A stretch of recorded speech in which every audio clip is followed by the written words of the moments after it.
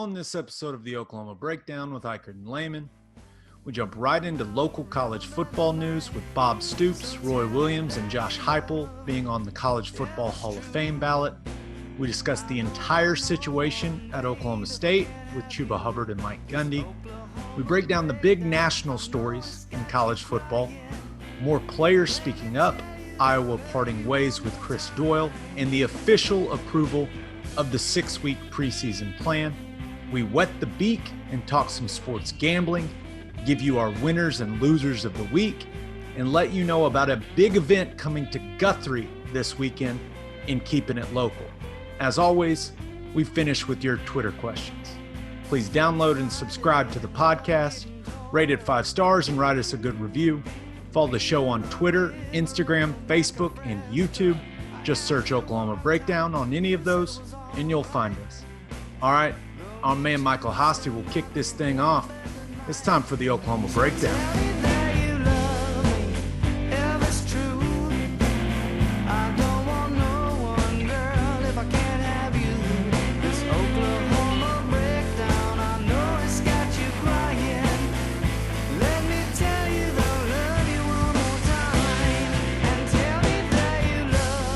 It's a beautiful Thursday, June 18th. Now we're recording this on Sunday night. That's not right. It's Wednesday night, but you know what? I'm keeping that in. Just a reminder, if your business is interested in sponsoring the podcast during football season, email Teddy and me at theoklahomabreakdown@gmail.com. That's theoklahomabreakdown@gmail.com. Okay, Ted, let's talk some football, shall we, sir? Let's do it. I'm ready, man. Luckily, we can talk some actual football. A little bit. Just a little bit. We'll wedge some football in between politics, right? Oh, please, God, no. Let's start with local college football news. Some exciting news for Oklahoma fans. Bob Stoops, Josh Heupel, and Roy Williams are all on the College Football Hall of Fame ballot. Now, there's a lot of other people on the ballot too, a lot of deserving people for sure. You've got some other big names on there like Ray Lewis, Carson Palmer, Champ Bailey, Julius Peppers, Sebastian Janikowski even. We've got kickers on here, Ted, and another notable coach, Gary Pinkel. But clearly, we're worried about the OU guys. Do you like their chances? I mean, we have to love Bob Stoops' chances going in the first time he's on the ballot, right? I mean, he's a legendary coach in college football. He's got to be in. I think Bob is in without a doubt. You know, his long career, obviously winning a national championship in there, plenty of other great seasons. You look at the list of players for him, national award winners, All-Americans, was just Oklahoma was super relevant over his literally entire tenure. You had 20 years where even on years where they were down by Oklahoma standards, like an 8-5. The years I was there. I mean, most schools have, we look at Texas, who likes to try and compare themselves, but they have 5 and 7 seasons scattered in there.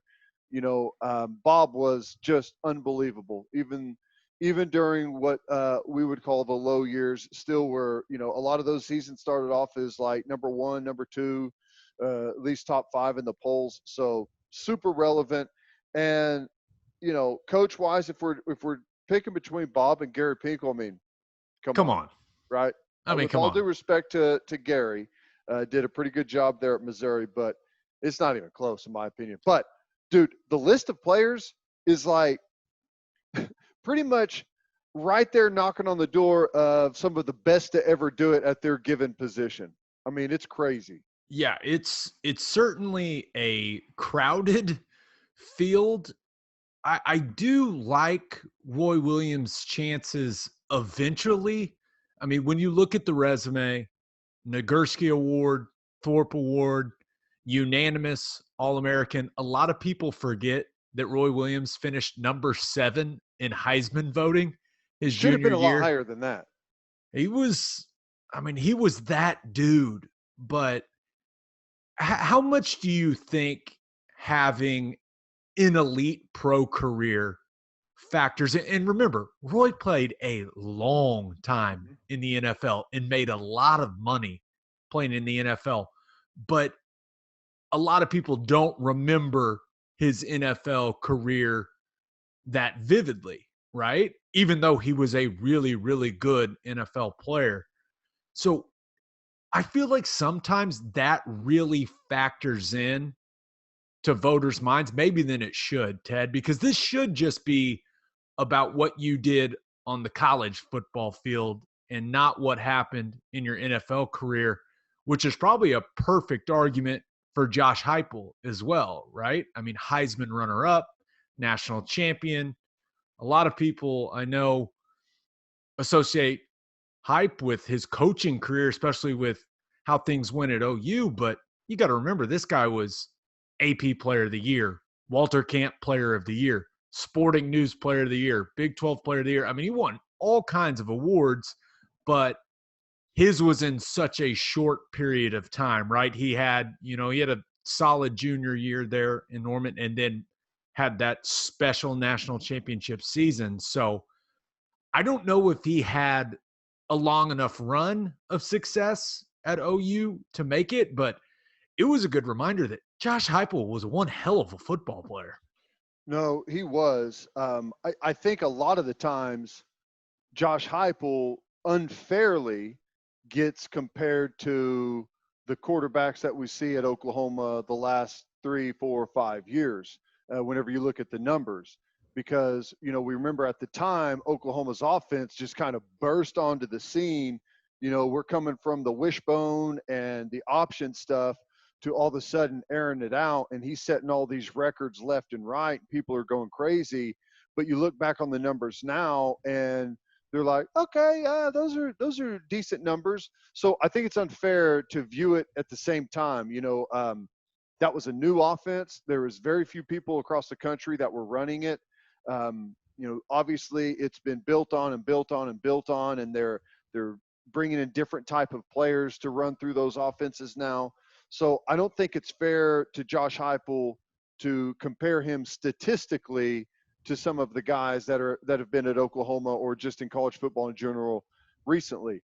Here's the thing though. Josh Heupel came from a junior college, took Oklahoma, who was in 98, I think they won 4 games. And then in Not 99, good. they go 7-5, and in 2000 they win a national championship. Forget statistics. The guy just straight up got it done. He was the perfect guy at the perfect time for Oklahoma and for Coach Stoops to start his tenure with. The leadership, second to none. The work ethic, the confidence that he had. He wasn't a Baker Mayfield, dancing on the sideline guy. But I remember Josh Heupel would go out if we're down in a football game. He'd look over to the bench and give everyone a little wink before he went out there and went on a drive to put some points up. So the dude had a tremendous amount of confidence. Um, you know, I think his arm and his delivery, I think gets over scrutinized because he used it to his advantage. He didn't have an all out rocket style arm that you're used to. What does that mean? Mean he had to let go of the football a lot earlier, right? He had to read things a lot better to make sure that he could put it in the open spot. So I think what maybe he lacked a little bit in arm strength, he made up for in savvy and football smarts, as you obviously he's head football coach right now at Central Florida and doing a heck of a job. So I think Josh Heupel is fantastic. He's what really college football is about, right? You can come from anywhere and lead a team to a national championship. Snow Junior College to playing Florida State in the Orange Bowl in Miami, and holding the crystal ball up. That's what college football is all about. Yeah, I completely agree. Now, I think it's going to be tough for Hype to get in, but it's just an honor to be on the ballot. I mean, when you think about the numbers for the College Football Hall of Fame, it really is absurd. 5.4 million men have played college football. There are 1,027 players inducted in the College Football Hall of Fame. You talk about an elite group, Teddy. I'm not good at math. I don't think that's this podcast strong suit, but that is not very many guys when there's been a lot of guys to play this game in college, and for Coach Stoops and Roy Williams and Josh Heupel to just be on the ballot is such an honor. Now, I think we're both anticipating Bob getting right in. I mean, you're talking 10 Big 12 conference titles, the Natty there in 2000, two-time National Coach of the Year. Like, it's a no-brainer that Bob gets in, but I think it could be really, really tough for Hype to get in. But Roy Williams, I think a lot of people, some time's gone by, a lot of people kind of forget how revolutionary of a college football player that guy was. I mean, he was the first safety linebacker hybrid guy where you kind of were just like, okay, what position does this guy play? Now you got to give Mike Stoops and Brent Venables some credit, with how they used him, but he was so fun to watch when it comes to defensive players. And let's be honest, that Superman play may just get him in the Hall of Fame, Teddy. If only some nerd wouldn't have caught that. I was it's glad that it happened as quick as it did, because talk about being the biggest dummy of all time if you drop that football, right? And, it's second down or whatever. But no, I think Roy Williams is, you're right, revolutionary the way he played. I mean, here's what you got to remember.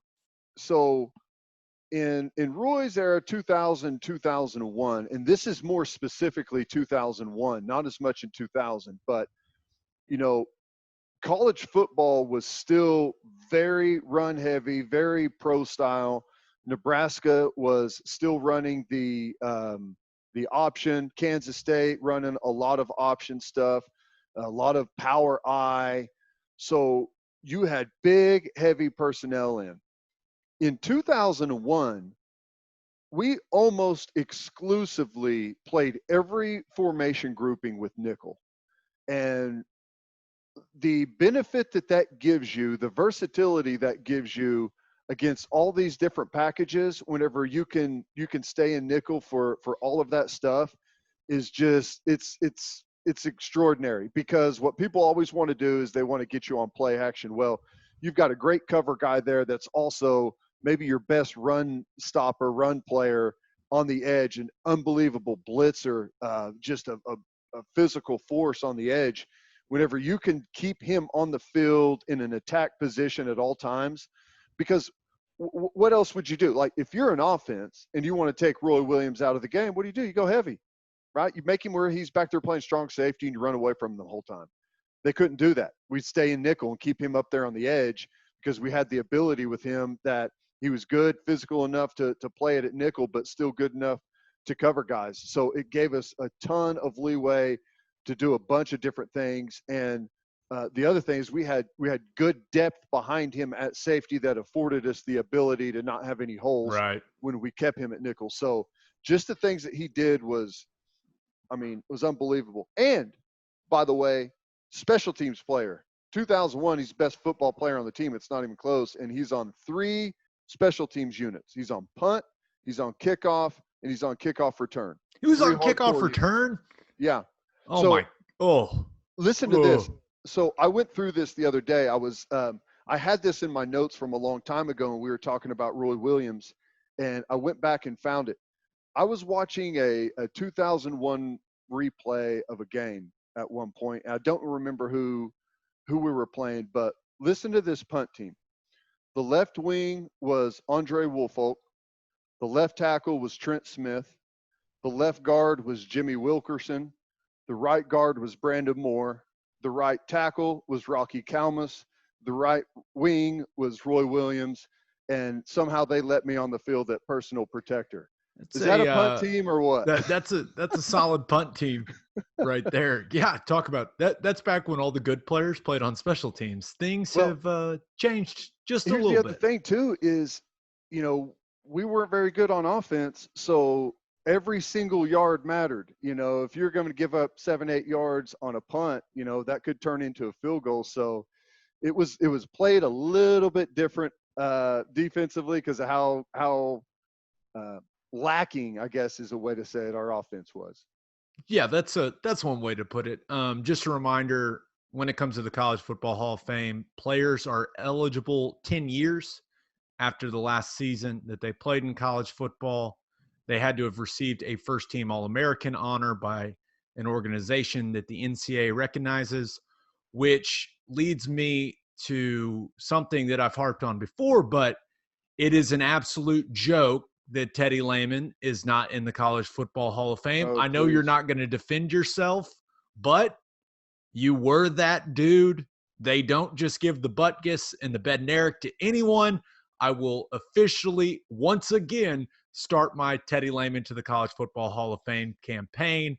Come Let's on, see. do the right thing, National Football Foundation. What are we Ray doing? Lewis, Julius Peppers, Lehman. I mean, all right there on the same level. Hey, when you talk college, come on. Before No, the injuries, here's what I'll I'm say, just though. saying. I think a lot of times, and you brought this up earlier, but, you do have to remember in Josh Heupel's case and Jason White's case and, a bunch of other guys' cases, this is the College Football Hall of Fame. And I do think that people forget about guys' college career when they go on to the NFL and how great and, there's some unbelievable players. One you played against, Manti Te'o, I thought he was going to be, the next greatest inside backer playing the NFL, and he's kind of disappeared. It's just Yep. you never know what's going to happen at the next level. You've got to have a great mix of all kinds of things, and you know what? It's definitely supposed to be about college football, and that's why I hope Josh Heupel gets in. Yeah. Good attempt at deflection, taking the attention off yourself, but no. What were we talking about again? The campaign to get Teddy Lehman in the College Football Hall of Fame will never end. Unless I stop breathing soon, that campaign is rolling. One other thing about the Hall of Fame, Heisman Trophy winners should just automatically be in. I think that makes perfect sense. Just put them automatically in. Right. Put them automatically in and save some space for the other guys, right? We can get someone else in there instead of wasting a spot in the class on a Heisman Trophy winner. Let's talk about some other guys. Yeah, just put it, like 5 years or something after they win the trophy, they're automatically in. Something like that. 10 How years. about the day they win the trophy? Or Why the day. Just do it right away. Do it at the Heisman ceremony. Right there. Yeah, why not? Okay, another piece of OU news before we get to the Chuba Hubbard and Mike Gundy drama. Nathan Rollins-Kabonga commits to Oklahoma. He is a 6'7", 250-pound four-star defensive end out of the state of Oregon. It is a nice win for Jamar Kane. If you have not seen this guy's highlights, he's pretty raw, but also extremely productive for a guy that just started playing football.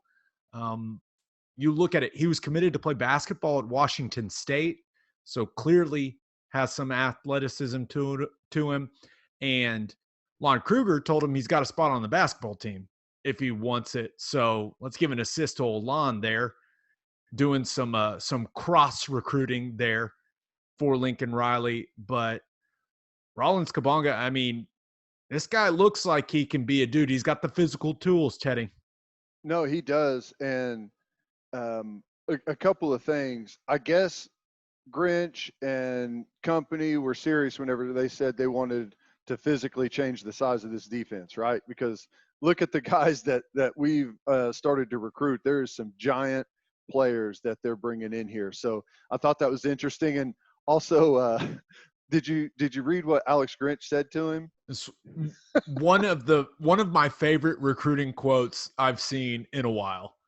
What was it? You can either come to OU or you can watch us play in the playoff. That's right.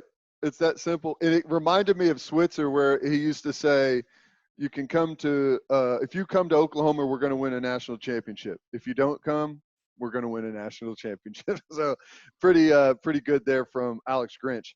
Here's the one thing, and I'd like to get your opinion on this. There is a point of diminishing return height-wise on a football player. Agreed. There are tall guys that are above 6'6" that play defense. Calais Campbell, there's a handful of guys out there that are over that 6'6" number, but it's rare. Defense, you have to be low. You have to be below guys to control them. If you can work on that, especially getting in the game late, you're probably going to have possibly some bad habits. Who knows? As long as he's been coached well, maybe not. But what do you think? Is 6'7", is that a red flag at all for you for a D end? I would always prefer, as an offensive lineman, give me the tallest guy you got. Now, I know that usually tall people have long arms, but I always preferred a taller guy as opposed to a short, squatty guy. I was not very good at moving the short, a lot of surface area squatty. to block on the tall guys. Yeah, but you look at 6'7", 250, and on the edge, you can use the length. The question mark comes when, they attach a tight end, but that's not something they see a lot of.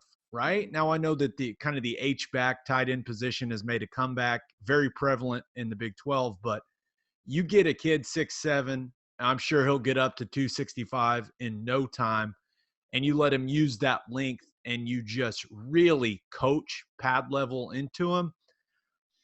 Give me a guy that's 6'7" and could have played college basketball any day of the week. We'll figure it out, right? Raw materials, we'll mold it. Up. As long as you use the assets that you have, you've got no the margin for error, I'll say, is a lot smaller the taller you get for staying low and playing low and not letting guys get into your give me all the 6'2" defensive ends with 6'7" wingspans. That's what I'm after. Yeah, I don't know that Freeney or Doomerville or any of those guys had many problems out there on the edge. No. And Kelly Gregg, yet again, one of the reasons why Kelly Gregg is one of the most underrated football players ever is because nobody wants to block Kelly Gregg. And I thought it was, I wouldn't even want to block Kelly Gregg right now. And it just sounds awful. But block Rollins him is Kabonga, like is a term that doesn't really work. You just try to get in his way. So the Rawlings Kabonga kid, he also mentioned that he was wowed by the virtual visit, and then it was unlike any other virtual visit. It's what you've been talking about. And it's what we've been talking about. OU, the longer the dead period gets extended, they're doing these virtual visits unlike any other program that I've seen. So maybe they'll be able to get another couple of kids.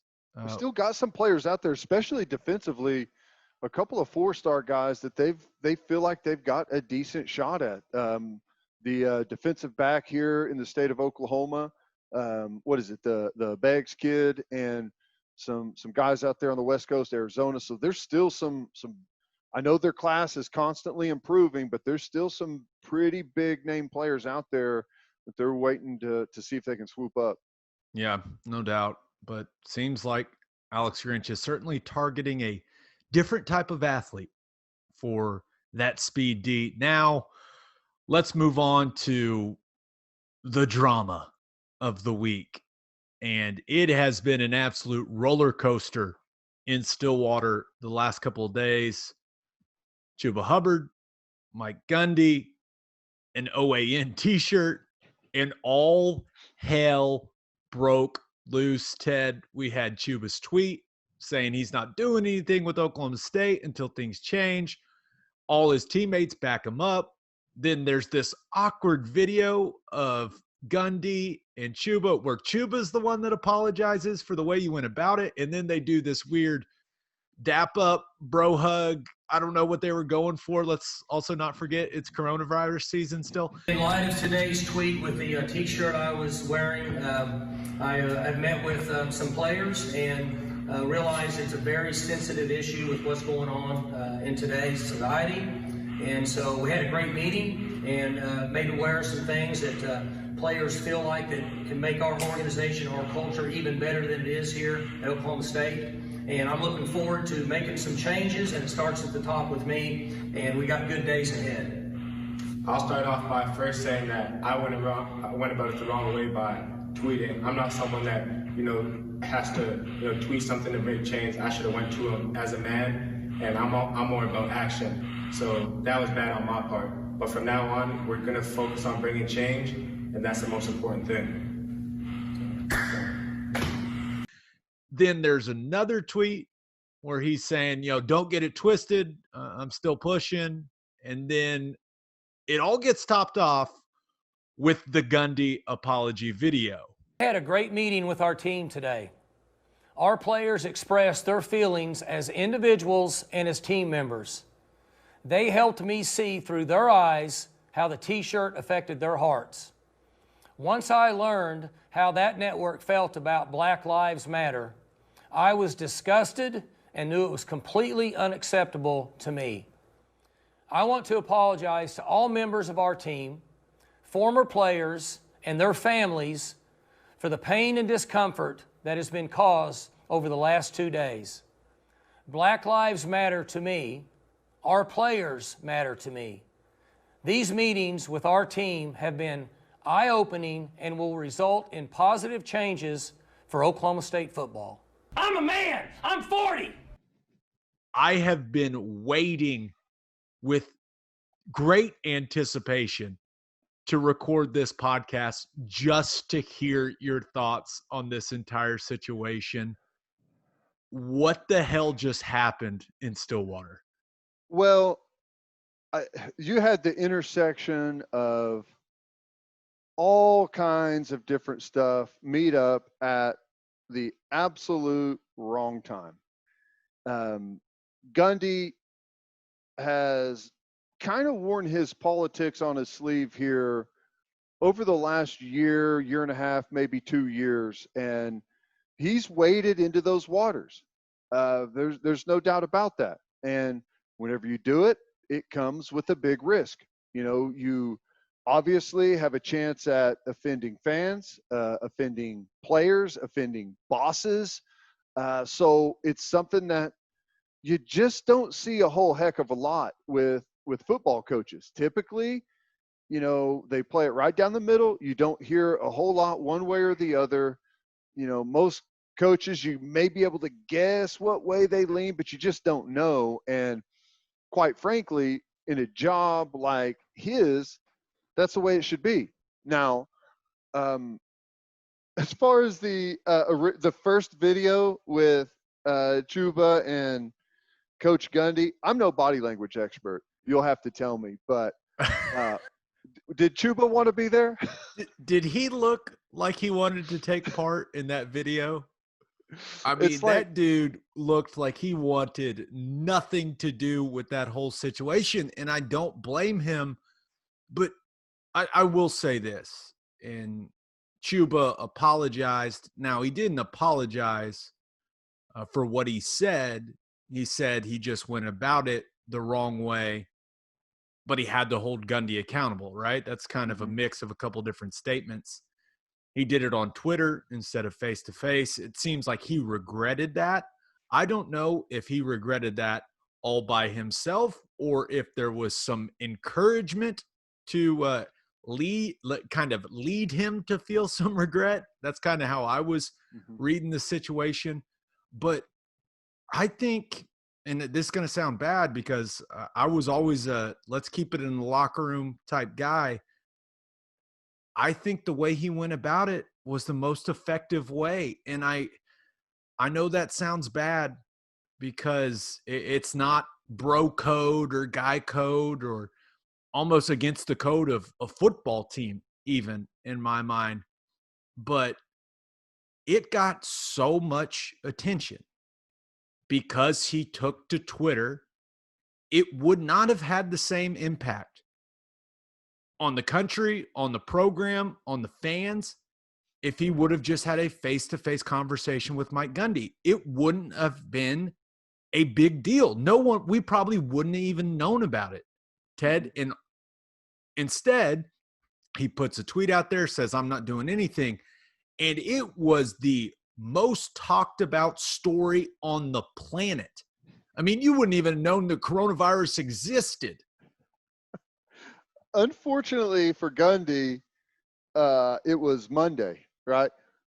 No one had anything else to talk about, right? If it's a Friday and you're going into the weekend, maybe you can hide from it a little bit. People are already like 6 Will and Right. Wiley seltzers deep, and they don't even care. But yeah, it's Monday early afternoon, so everyone is right in the middle of their hot takes for the week. So yeah, the whole situation was crazy. Mike Gundy, knowing his position at the university, knowing his position in the state, knowing the guys that he's in charge of, the guys that he's responsible for, shaping. These are young guys, 18 to 22. You have to remember that in everything you do. If Gundy is an ordinary citizen, would an ordinary citizen deserve to be raked over the coals for wearing a T-shirt with the news organization's name on it? Absolutely not. No way. But a guy in his position, he has to understand what that means and what comes with that. I don't believe that because Mike Gundy wears an OAN T-shirt that he has to pledge allegiance to every word that ever comes out of anyone's mouth that's ever at OAN. I don't believe that. Just like I don't believe someone who watches NBC or CNN or Fox News has to pledge allegiance to every single word that comes out of every person's mouth on that network. I don't think so. That's not really how it works. Right. So, I mean, so that's kind of one of the problems today is there is no nuance. There is no discourse. It's like, it's all or nothing, and it creates this environment it's really toxic. That's really difficult to navigate.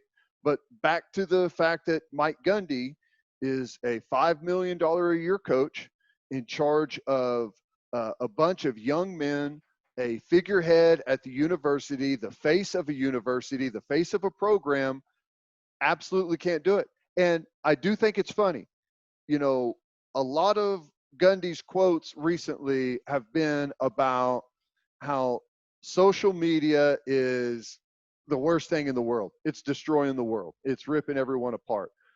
I think it's funny that he's at the lake, he's fishing, and it's a picture that's posted to Facebook, right? That is absolutely brings probably the biggest panic that he's ever been through in his career on top of his head. Had Mike Gundy just refused to allow something to be posted to social media, probably wouldn't be in this mess right now, but couldn't keep it from happening. They had to post it. So here we are. Yeah. And I did think, I know a lot of people are saying, well, he was just reading off a teleprompter for the apology. Listen, the guy apologized. And I think it meant a lot to his players that he said, hey, Black Lives Matter to me. I think that phrase right there meant a lot to his guys. And it's going to be interesting to see if this makes Oklahoma State a closer football team, which could make them a better football team this year, because you have an event like this, and sometimes that can make you a little more of a tight-knit of a group. But I do want to talk to the people that were mad that he apologized. He didn't apologize for wearing a shirt. He apologized for something that was associated with that network when it came to the Black Lives Matter stuff. But let me tell you why Mike Gundy's apology was the most intelligent thing he could do. A lot of people thought that he would not apologize. He has always unapologetically been himself. and stuck to his guns and not really back down from anything, right? That's kind of been the way he goes about things. But there's nothing more important to a college football coach than your players, because the fastest way to getting fired is by losing games. And he was about to have a serious problem on his hands, starting with his best player, his Heisman caliber running back. Mm-hmm. Now, it may have only been a couple of guys this year, but if he wouldn't have apologized, what does that do to the future of the program? What does it do to recruiting? So Mike Gundy probably weighed his options. I cannot apologize and roll the dice with some of these players and see how it affects my recruiting, or I can apologize, get my players' support, make a couple of our donors and fans mad, but I'll live with that, because guess what? Those people don't win you football games. I know that's hard for people to believe, but good football players win you football games and give you job security. And you can't lose your best players over a damn T-shirt. So he goes, you know what? I'm just going to apologize. If it loses him some donation dollars, fine. He doesn't care. He wants to keep that damn job, making $5 million a year. He needs players. And guess what? Mike Gundy's not stupid. He knows that if he keeps his best players and keeps getting good players and keeps winning a lot of games, guess what? Those people are going to support him, because fans support winners. Everyone forgets a lot of things that go on if you win games. Mike Gundy did the smartest thing he could have done. I know a lot of people, well, he didn't have anything to apologize for. Listen, it's what he had to do. It was the smart thing to do, because it leads to him winning more football games. Well, and there's a couple of other things involved. I mean, you're exactly right. You mentioned the money. If he doesn't apologize with what you were seeing from Burns Hargis. And let's also hope that he meant everything he said in that apology. I want to make that clear. I don't want to make it sound like Gundy didn't mean those words that he put out there. I sincerely hope he does, and I think he does. But I mean, there's levels to this whole thing, and I know where you're headed with that start there, Ted. Well, yeah, and I mean, I agree with you that Gundy's not dumb. He knows that he has to keep his team, but I also feel like he is sincerely sorry for what went down. Didn't think about it. Didn't think about the connection whenever he did it. Like, I don't even know the context in how he wore the shirt. Like, I think it probably went because he mentioned him before during a press conference. I figured like it would be like one of those deals where you mention something like that and one of your friends goes and buys a T-shirt as a joke. Better. What happens if OAN sent it to him like in a little care package? Could have happened. And, you know, he wears it. He's going to the lake, you know, doesn't think very deeply about it. And it's a mistake. And doesn't realize that, you know, by throwing on that T-shirt with the current times that he's going to get looped in with anything that's ever been said on that network. It's just that's the way it's going right now in this country. So, but the money situation is a big factor. You know, if Mike Gundy made, you know, whatever, $150,000 as the head coach at Oklahoma State, and he's set financially, he may dig in on his principles and say, I didn't do anything wrong. You know, I didn't mean to offend anyone, but it's a T-shirt, guys. He might have done that. But whenever you've got, I don't know, $20 million, he's locked into what, 24 or 25? He's got like the best contract with the SEC. Yeah. He's like his own boss. It's crazy, which you kind of figured that after you saw the lack of support from Mike Holder and Burns Hargis. Oh my gosh. Yeah. So I mean, he's got a lot of money on the line there, and you got to pick your battles whenever you're going to stick to your principles, I guess, whenever it comes to money like that. But that's one end of it. Okay. The other end of it is this is Mike Gundy's possibly the most talented, most experienced team that he's ever had at Oklahoma State. Now, I know the 2011 team had a bunch of stud players on it, and maybe that team results end up better than this squad's. Like, we just don't know. I'm just saying that they got a lot of guys and a lot of, like, this is their year to do something, and he knows that. So you can either stick to your guns over a T-shirt, get fired before the season, or lose your team and have a terrible year, get fired after the season, and where are you going to go? Or you can apologize to the team, try and keep your guys, locked in and focused, and make it a tight-knit group, go out, accomplish something big, try and win a Big 12 championship, try and make a playoff, win a New Year's Six, whatever that might be. And at that point, if you want to say, I'm done with it here, you can go out on a high note and maybe look for another job. But Mike Gundy would never do that. Right, yeah, only every year. But if you stick to your guns, get fired over being connected with something that's viewed as racist, well, I don't know what the going rate is out there on the open market for a head coach that's got that going for him at the time. So with all of those things considered, it's really the only play. And I'll also say this. I don't necessarily know that Mike Gundy's out of the woods just yet. They put the video out, and, it seems like the team has been receptive to what he said, but I don't necessarily know that the hires up are. And at the end of the day, if this team is still, because there's no guarantee that everyone's just, back to feeling all happy and giddy and, yeah, let's just go out there and work. Mistake. I mean, there may be still a big group of guys in that locker room that are pissed off. So, I mean, for right now, it looks like they've smoothed things over, but I don't know that any of that's just necessarily guaranteed.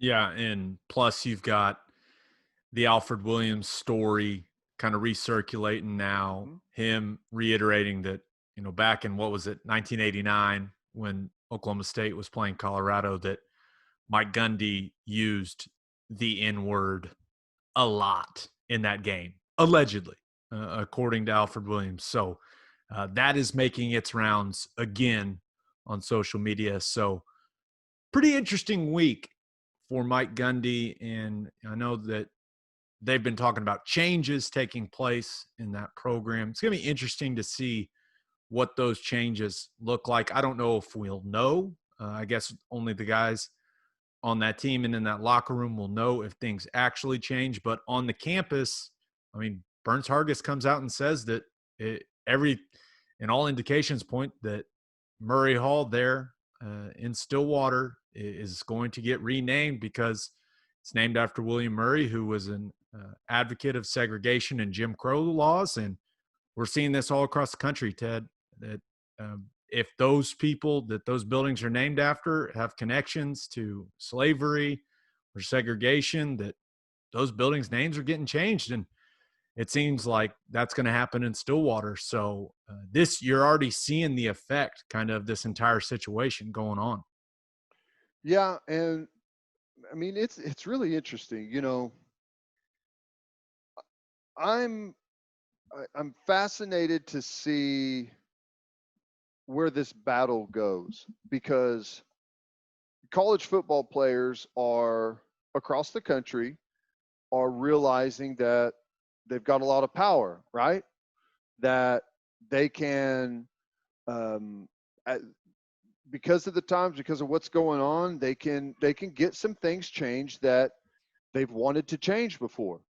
And if people agree with that and agree with those changes, at the university, all thumbs up, they should do it. Now, here's where it gets interesting. The only people that have maybe the same amount or even more power is the fan base. And if you lose your fan base, if you turn off your entire fan base, then you could have some serious problems. Now, I'm not saying that they have, but it's going to be interesting. I mean, I don't know anything about the buildings at Oklahoma State. I don't know anything about all of that, but I don't want to know anything either. right.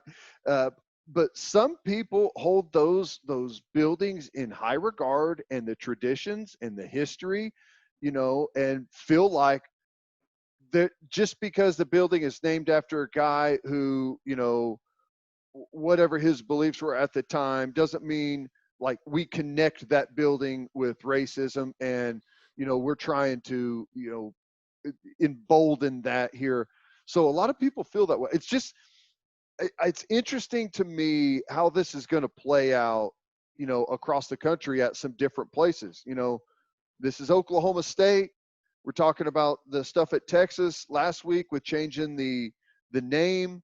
I mean, these are some fan bases that are pretty conservative and kind of have been on the opposite side of these things in recent memory. We'll see how that plays. I don't know that keeps people from buying tickets, but it may. In my head, just change the damn names. Just do it. I mean, just do it, right? I understand the historical aspect, but the connections are the connections, right? Right. I know whenever I was walking around the University of Oklahoma, I knew the names of the buildings, had no idea who the people were. Zero clue. If you would have changed it to building A, B, C, and D, I would have not known the difference. Maybe that'll be the new format on college campus. Oh, my building, my class is in building Z. It'd be good as any, I guess. But the letter Z doesn't give money to the university. So there's going to be names on buildings. Right. So fair point. Fair point. One note about the University of Tulsa, their athletes will start returning to campus next week. So, hey, Golden Hurricane, we didn't forget about you. You're coming back. I'm excited to see some Tulsa athletes back there on campus. So that'll be fun. All right, Ted, let's move on to the national storylines in college football. And these are all kind of under the same blanket of players using their voice, right? There is an update at the University of Texas. UT's interim president, Jay Hartzell, said he'll be meeting during the summer with student athletes, regular students, and Black student organizations to, quote, do better for our students and help overcome racism. That's after those student athletes at Texas made their demands last week, like you mentioned earlier. So, once again, football players stepping up, using their voices, and getting some things in motion. I think this is the new normal, people. So get used to it. This is here. It's here to stay. Another great example of a guy using his voice, Kellen Mond. A lot of people expecting a big season from him in College Station. Well, he's using his voice. He's leading the charge to have a statue removed from Texas A&M's campus that has racist roots.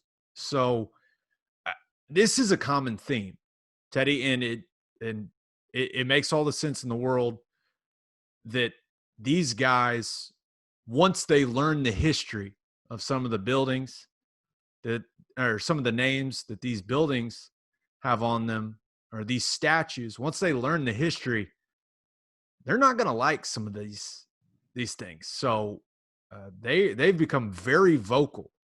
Now players, black, white, every race, are kind of banding together and trying to influence change on their campus. I mean, you saw UNLV.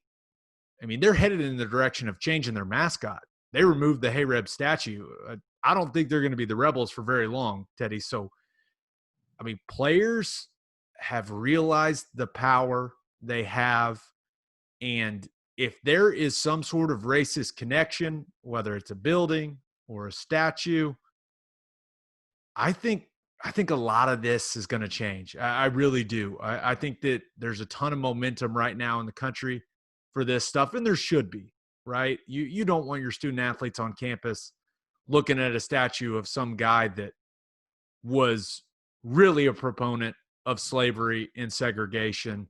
I know that we can't erase that part of American history, but we don't need to glorify it. I don't think we need to glorify it. We don't need to pretend like it didn't happen, because it did, and it's a stain on this country. But I don't think we need statues of those people to remember them. I'm on the side of these student athletes. I really am. I know it's a controversial subject, but I don't get the people that are defending the statues and the building names so vehemently. I don't know why you'd be so passionate about something like that when it's connected to something as terrible as racism. It doesn't make much sense to me to make that your stand. You know what I mean? Well, I get what you're saying. My question is, where does it end? Like, what affiliation is okay? Is a statue of someone whose father had controversial stance? Is that grounds for removal? Is it, you can go back to the founders of the country. Are we? I think. Taking George Washington off the money. Well, I mean, yeah. I mean, no, I know what you mean. Yeah. Honestly, though, I don't know. I don't know where it ends. And if you go to a certain time period, pre-1900, whenever, for right or wrong, it was kind of what was going on in the day. If you go back to that period, you're going to find people that had controversial stances. Okay. And today we're talking about controversial stances when it comes to race. If we fast forward a year, you may have people that had a controversial stance against sexuality. I mean, our society has constantly changed, and it's not perfect, but in my opinion, we're constantly getting better. And right. If we keep going back to previous times and trying to hold everyone in those years to the standard that we are today, we're going to end up tearing everything down. I think that's just the one thing that people are hesitant about, is where does it stop? And well, I don't know. Like, I can tell you one thing: it doesn't stop at food products, because Aunt Jemima's gone, Uncle Ben's gone. You know what I'm saying? I don't know where it stops. I really don't. Right. And I think that is what has got people defending. Like, the defending of the statue doesn't necessarily defend of the stance that the guy on the statue had 120 years ago. So I think that's where everyone's hesitation is. But at the end of the day, like I said, I got no tie to any statue anywhere. I just don't. But some people do, and feel like it's a slippery slope where we may end up, erasing or removing a bunch of things that have, kind of, whether it's good or bad, tell the story of our country. You dig into our country's history, it's not all going to be rosy, okay? And that's the same everywhere you go. Our society's constantly gotten better, and it's pretty much the case. Not everywhere in the world, but most places in the world, we're constantly progressing, and things that were okay a year ago, 5 years ago, 10 years ago, 100 years ago are no longer okay today.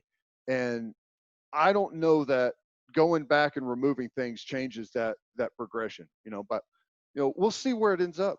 Yeah, it'll be really interesting to see what schools make those changes and then what schools don't. I think that a lot of people are going to be keeping tabs on that.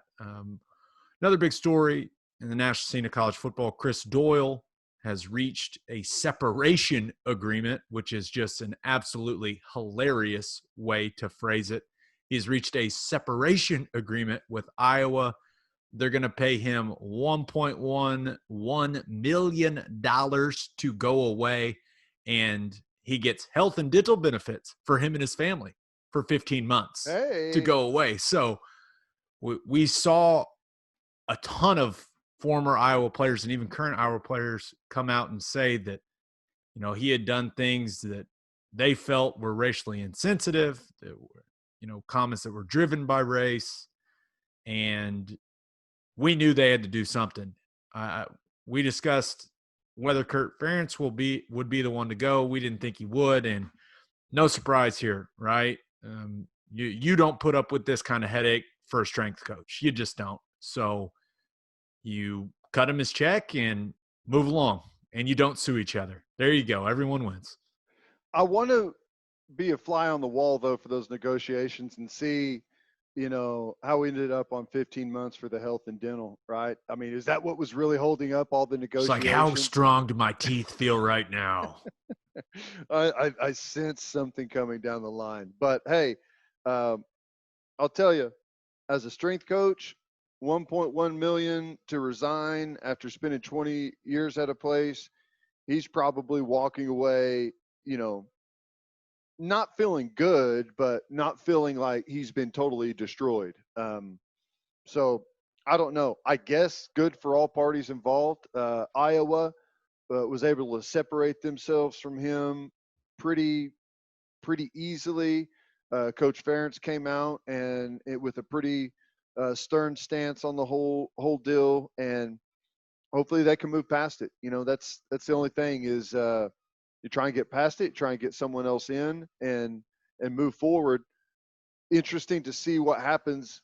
You know, Iowa's one of those places that, let's be honest, out in the middle of a cornfield, okay?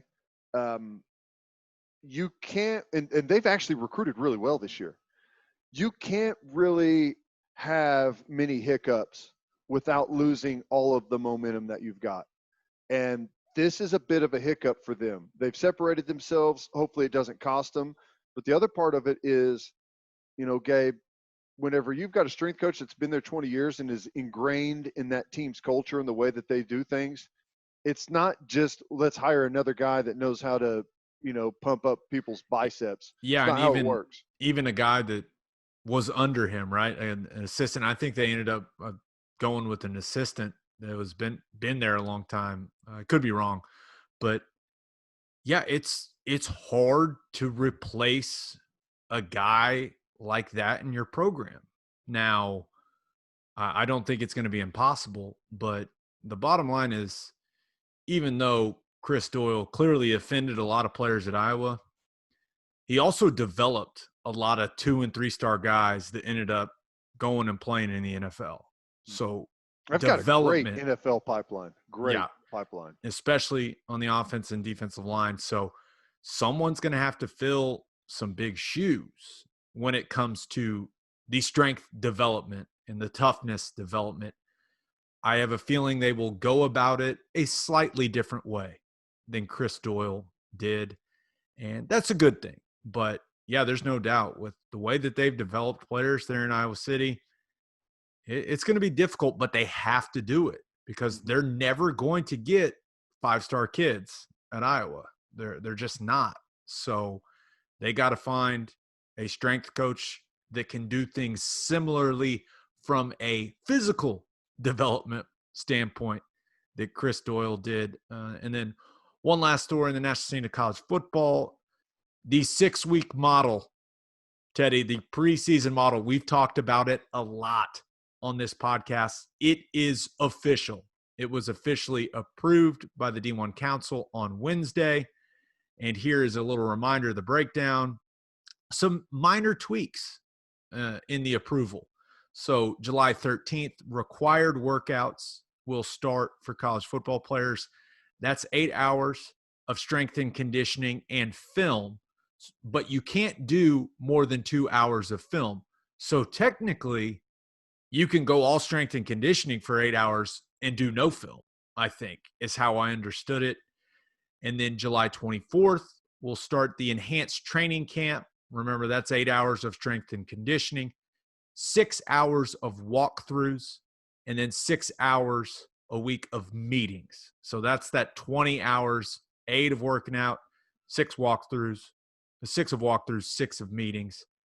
So that's the same, but you do get a little more strength and conditioning time. Remember, we thought that it may just be 6 and 2 with the meetings. They've lumped the meetings together and given them 8 for the strength and conditioning. And then August 7th comes around for training camp, and that's 29 days of normal training camp practice. There's been no adjustments to that. I know, Teddy, you thought they may add some two-a-days in there or something to try to steal some more practices, but they decided against that. So it's just going to be normal training camp for the guys starting August 7th. That schedules for the teams that kick off Labor Day weekend. Yeah, those guys are going to be they're going to be sick of each other by the time the end of that training camp rolls around. I mean, it's a lot of this is the most similar to an NFL training camp just because of how long it is and the preseason and all that. But at least in the NFL, I know not this year, but you get a chance to see some other guy, like maybe practice against a team or two. You get some preseason games to go out there and prepare for something a little bit different, see a different colored jersey. These guys are going to be grinding it out pretty much starting the middle of July until September without seeing anyone else. It's going to be long. It's going to be it's going carnage. to be brutal. It is. It's going to be tough. It's just, like the enhanced training camp, 8 hours of strength and conditioning, 6 hours of walkthrough, 6 hours a week of meetings. I mean, that's 4 hours a day up there of just grinding it out. That's a lot of time. I have a feeling those walkthroughs aren't going to involve much walking either. They rarely do. Rarely do. There's no helmets, there's no pads, but if I had to guess from my experiences in the walkthrough realm, there will be contact. There will be plenty of contact, but I mean, that's an hour and a half of walkthroughs a day. Like if you're taking, let's say with the strength and conditioning schedule, and I know it probably wouldn't be the same, but if you did like a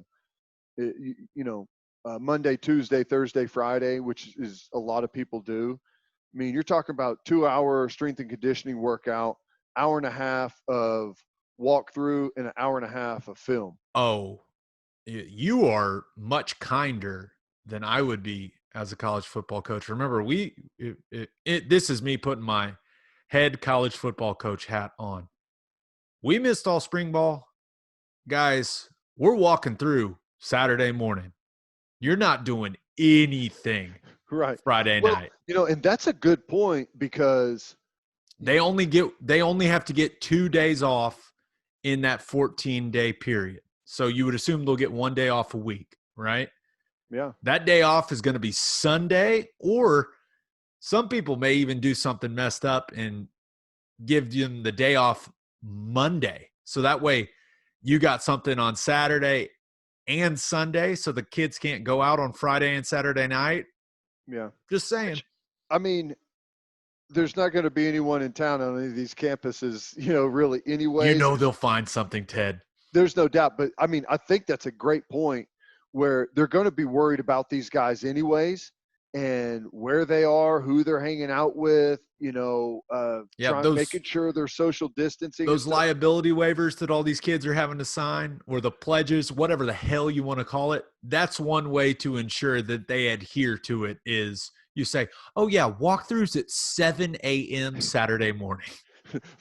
Actually, we'll have a quick run and then a walkthrough at 7 a.m. Yeah. Let's get out and beat the heat, guys. Come on. It's supposed to be hot in the afternoon. It'll be fine. Hey, other teams will be sleeping. We'll be working, big dog. That's right. God, I know that some coaches they're going to do exactly what I just said. I know that they are, because you can't trust 18 to 22-year-old college kids. You just can't. They're not the most reliable people on the planet Earth. All right, Ted, let's get to our segments. And since it is Thursday, we got to wet the beak just a little bit. Let's get it in. So talk a little sports gambling here, and I am officially since it is wet the beak, I'm officially lifting my baseball boycott. Okay. Careful. I'm a little scared to do it because, first of all, I don't really care that much about baseball, but there was some big news in Major League Baseball. Rob Manfred and the union chief, Tony Clark, had a very productive meeting, and then the league sent a proposal to the players for a 60-game season at full prorated salaries, where the season would start July 19th. There's reports that would involve an expanded playoff format, and it's expected that the players will counter and they'll land somewhere between 60 and 70 games. So let's call it 65 regular season games. So I found some interesting betting lines on betonline.ag. How many games will be played in Major League Baseball's regular season? Here you go, Ted. Here we've got 50 or less at 9-4, 51 to 65 games at 5-8, and 66 or more games at 15-4. Oh gosh, if I take the 51 to 65, I don't win any money. Yeah, 5-8, not exactly tremendous odds. No, I would probably bet the 66 or more because I like the odds, but I don't think that's going to happen. I still firmly believe that baseball's not going to happen. Now, I know we have to remember 2 days ago, the commissioner came out and said, oh, well, I know I said not looking. He basically came out and said, "It's not looking good, guys. It's really not." So I know all of a sudden that we've got optimism and there's a new offer coming out, but I still don't feel very good about it. I haven't felt very good about it to begin with. I feel like a lot of baseball players who have made a lot of money have said, let's take the year off. I don't want to play. I really don't want to play. So I think that they still have a lot of things to work out. If I had to bet it, if I had to lay some cash, I would go 66 or more. 66 or more at 15-4. Mm-hmm. I think I would get suckered. I would. I think the 51 to 65. I think it's gonna be 60 or 65. I would just have to put up. I would have to put up the cash, Teddy. Yep. I'd have to risk it for the biscuit. I know it's they're not great odds, but hey, all the reports. I mean, Jeff Passan's saying that it's going to be 65. Then I feel like it's going to be 65 or 0. Right. Yeah, that's the interesting thing there. That's why you kind of like that 50 or less is you get that 0, which is pretty important. You get 50 and you get 0. It's usually the odds are where they are for a reason. I mean, I'm not saying that Vegas is getting inside information on the negotiations. I'm just saying. All right, Gabe? I would not be shocked. They know things. That's certainly something we know about Vegas. They know things. All right, one more line to take a look at here during Wet the Beak, Ted, involves Colin Kaepernick. And Colin Kaepernick, very hot right now.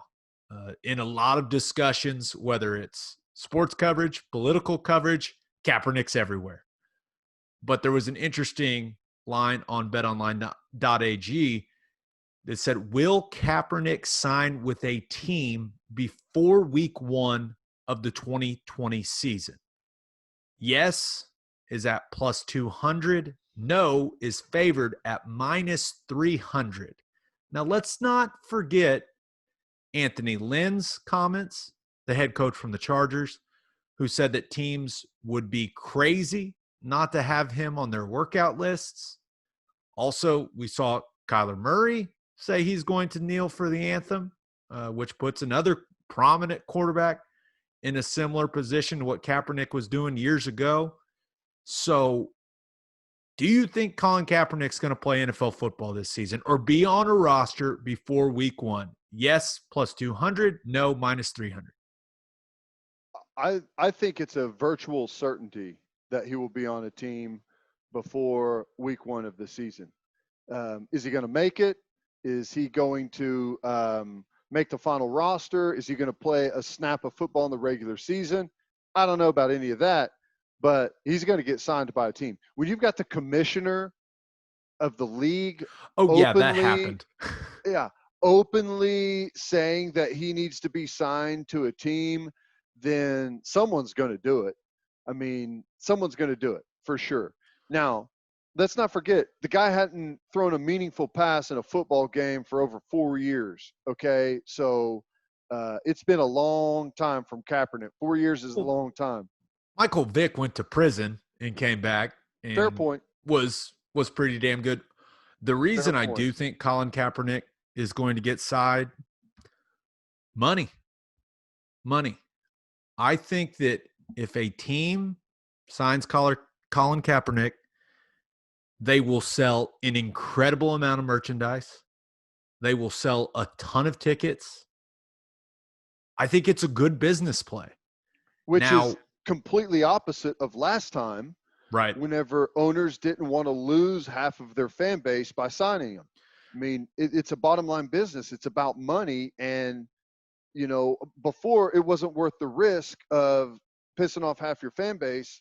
Now things have changed, and where the league is, it's really not even I'm not going to say it's not a big deal, but it's not nearly what it was in 2016. I would also be shocked if the Chargers signed him, because didn't they just draft Justin Herbert with like the 6th pick? Yeah. Someone's going to sign him just to have him in there. You know, right. Whether or not he gets an actual shot at the job is a different story. But, you know, he's going to get signed. Like I said, I think it's a virtual certainty. Hey, even Donald Trump, Gabe, said that Kaepernick should get a second chance if he deserves it. So there you go. Things have changed since 2016. I think our man Donald also said that he's not in the league because he's just not up to snuff. It had nothing to do with kneeling, which is rather debatable. But, hey, it'll be interesting to see if Kaepernick gets back in the league. But, yeah, I'd take those odds, right? Well, will he be up to snuff, though? Will he make a team? Yes, I think he will if he gets in. Also, does he want to play football? Right? He got a bunch of money. Has he found like a bunch of meaning in his life, you know, doing the advocacy work? I don't know if he found a bunch of meaning, but he found a bunch of dollar bills from the NFL in that settlement. Yeah, and the deal with Nike, I mean, he doesn't need the money. He's been making a lot. I don't know. I'm sure he can make a ton as a speaker as well. I don't know. Maybe.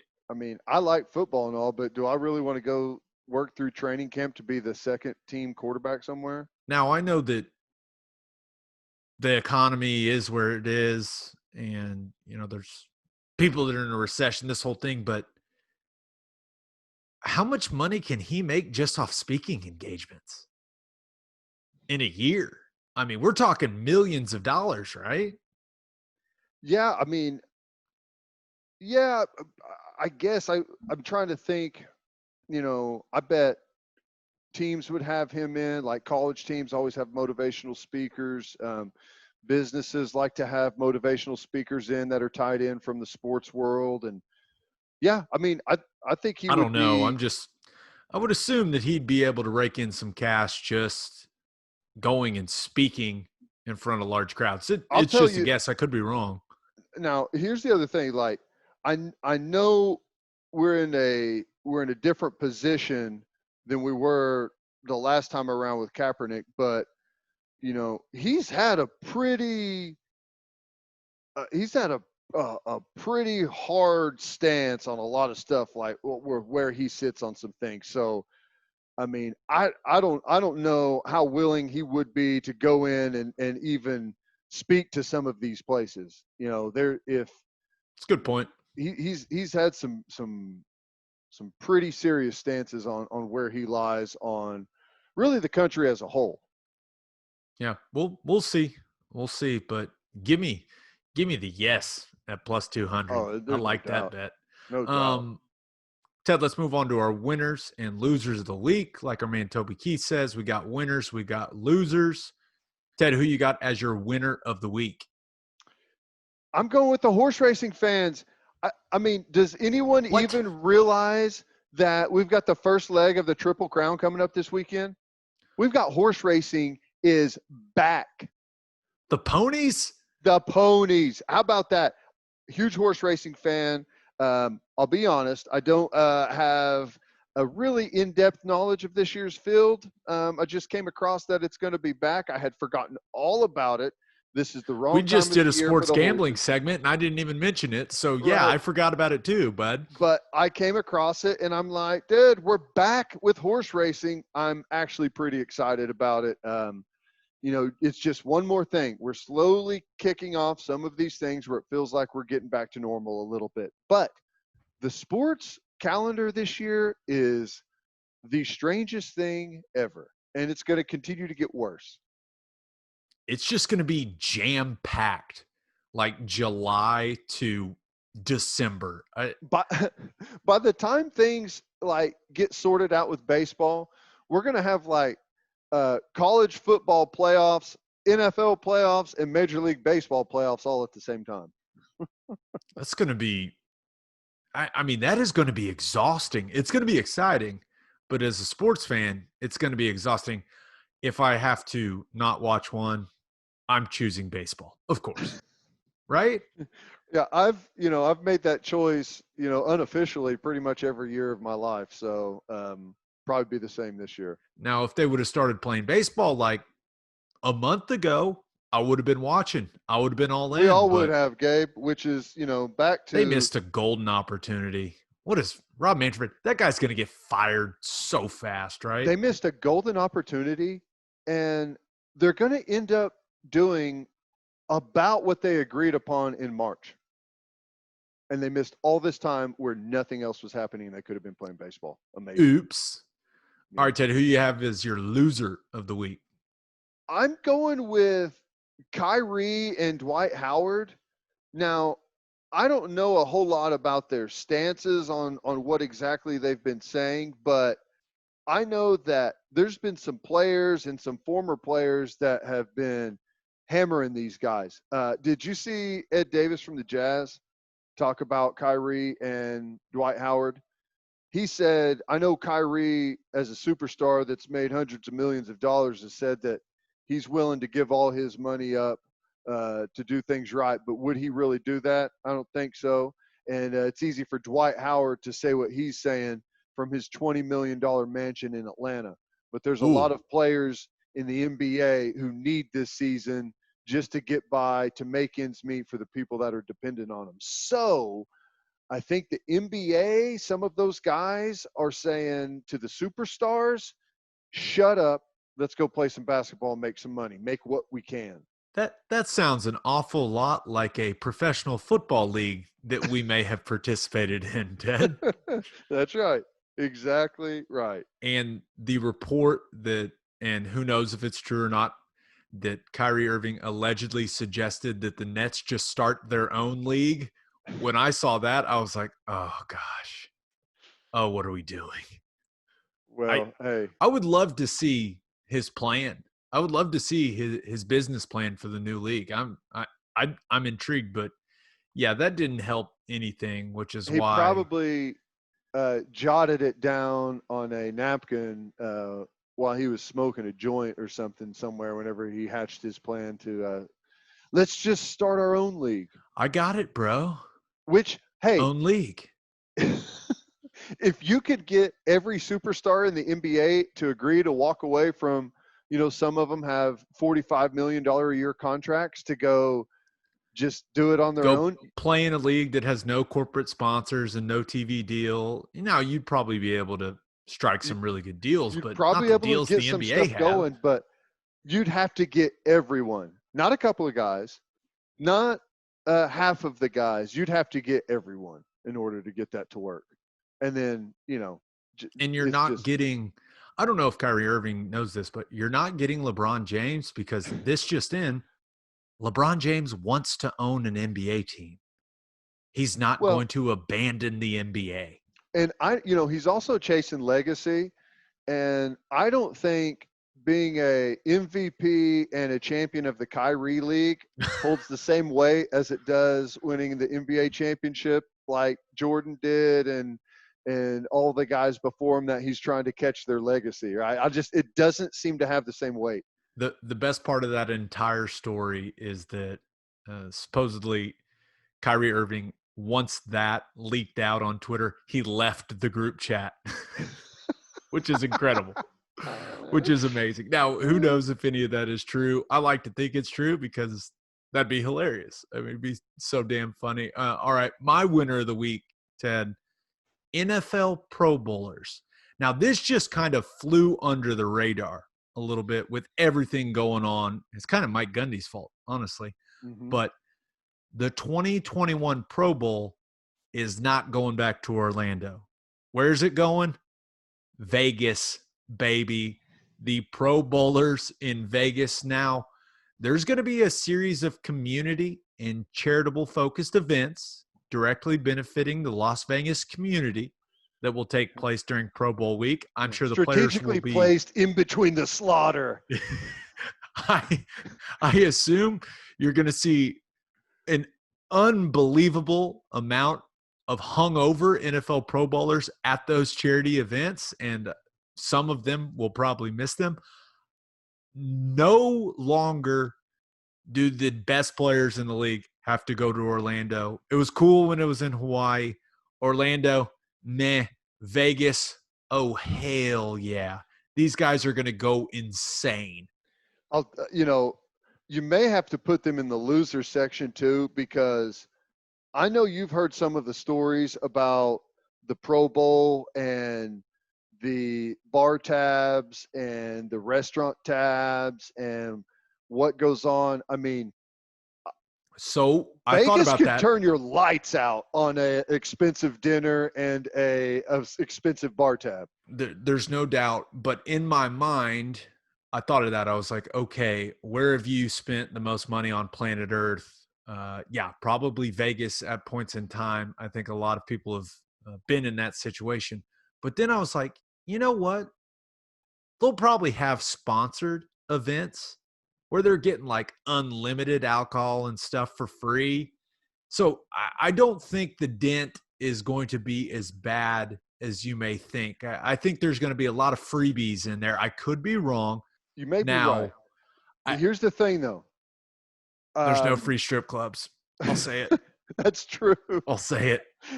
Not where I was going, but true statement. Here's the thing. 5 years from now, when the Pro Bowl's in Vegas, you may be right.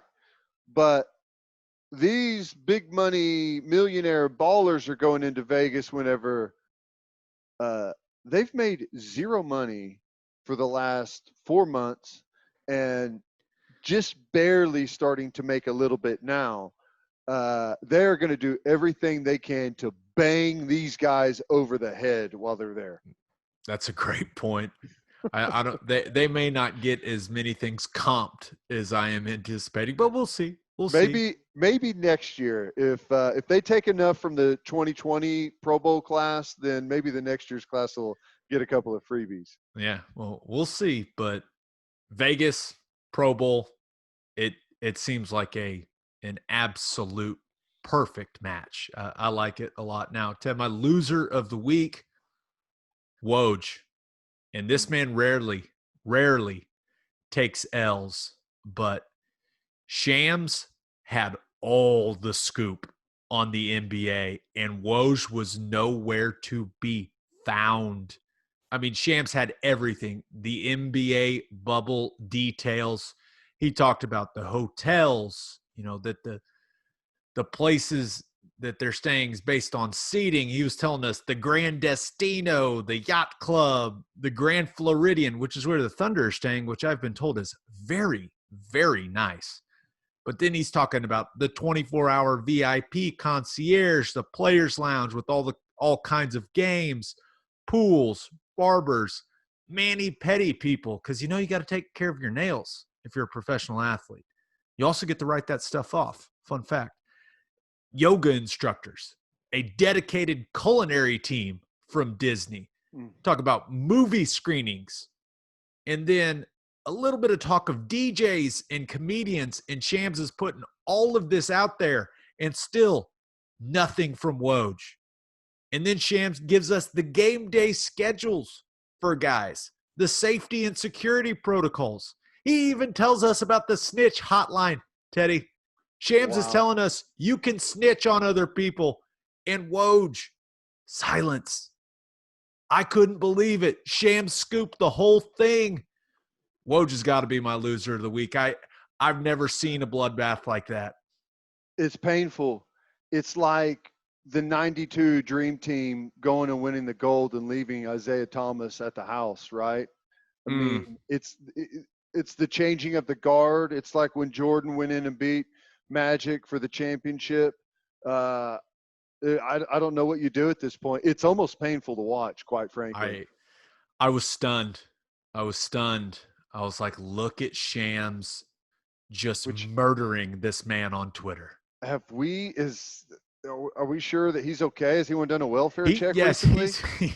He has tweeted since. Woj has talked about the safety and security protocols, and I guess the NBA coaches union, a little concerned about maybe some things they're trying to put in place, but oh God, he's reduced to tweeting about the coaches union. Oh my God, it's bad. Woj. It's bad for our man Woj, but I got to feel he'll bounce back. You know what?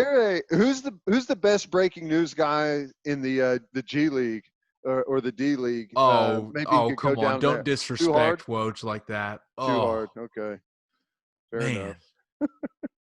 That's rough. All right, Teddy, let's finish up like we always do, and that is with keeping it local, where we highlight what's going on in the great state of Oklahoma. And so there's a lot going on in Oklahoma, but a lot of it is very political.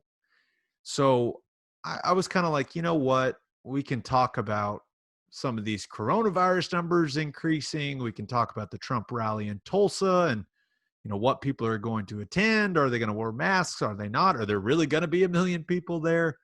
But that was a little too political for my tastes. At about 3:30, 4 o'clock on Monday after the OAN T-shirt ordeal, I was thinking, there's a decent chance that if Gundy fired on stage. Yeah, if Mike Gundy gets fired from this deal, he's going to be on stage with Donald Trump in Tulsa, which would have been amazing. But but we're gonna steer clear of that, and we're gonna talk about a fun story. We're gonna talk about a really fun thing. That's the rodeo. Ted, are you a big rodeo guy? I wouldn't say I'm a big rodeo guy. Do you like drinking and yelling? Yeah, I do. I like watching the bulls toss these guys off. I've followed it loosely over the years. I've got a decent knowledge of some of the best the bulls and bull riders out there. Have you ever been on a bull, Gabe? Hell no. No, I would never get on a bull. People get injured. People die. I don't possess. First of all, I'm way too big to try to ride a bull. What are you talking about? Yeah, people get injured. People die. Coming from a guy that played how many years of football? 15. Too many. 18 years of football where people get injured and die. But okay, just asking. It's those animals. I mean, no thanks. But big news for the state of Oklahoma this weekend because the Bob Feist Invitational, a lot of people know it as the BFI, which normally takes place in Reno, Nevada, is moving to Guthrie because of the coronavirus. It is going to be a 5-day event, or normally it's a 5-day event for amateur and professional team ropers there in Reno. And it is going to be June 20th to 24th at Lazy E Arena in Guthrie. There's going to be $700,000 in prizes for the competitors. You can see 25-time gold buckle winner Trevor Brazile. He'll be there. There's going to be a lot of Oklahoma ropers there as well, so you can support the local guys. Now, Lazy E Arena is going to be 50% capacity, but there's still tickets available. So if you want to go see the BFI from the 20th to 24th, Teddy, jump on it and go see the best ropers in the world. They compared this to, like, I don't know, getting a conference championship game or something. It's a huge deal from what I understand. Yeah, I mean, that's pretty cool. Roping is a difficult game. You got to be really good. You got to be really fast. You got to be good on a horse. You got to have a good horse. So it's pretty cool. If I didn't have previous plans, I would consider doing that. My son would probably love to see a rodeo. But the Lazy E Arena, really cool, historical, great venue in the rodeo game. So good for Guthrie bringing something to town. It's a big deal. Pump some money there into Guthrie. Go Blue Jays. Go Blue Jays. All right, Ted, let's finish up with a Twitter question. This one comes from @BlakeBookman1 on Twitter. He says, with the Rollins, the kid from Oregon that committed to the Sooners having an offer from the basketball team, he's got a question. Who was the best basketball player on the football team while you were at OU? Boy, I'm trying to remember who the best was. I feel Rollins like Kabonga. That's going to be a lot of fun to say for us on the radio call. Rollins Kabonga. Hope I'm saying that right. If not, sorry to the Rollins Kabonga family. I don't know. I feel like Antonio Perkins was good. I know he could fly. As far as skilled, maybe not, but that's a good one. You know, Jason White was like a unbelievable basketball player, like a McDonald's All-American style basketball guy. So he was a huge basketball player. Maybe Jay White. Really?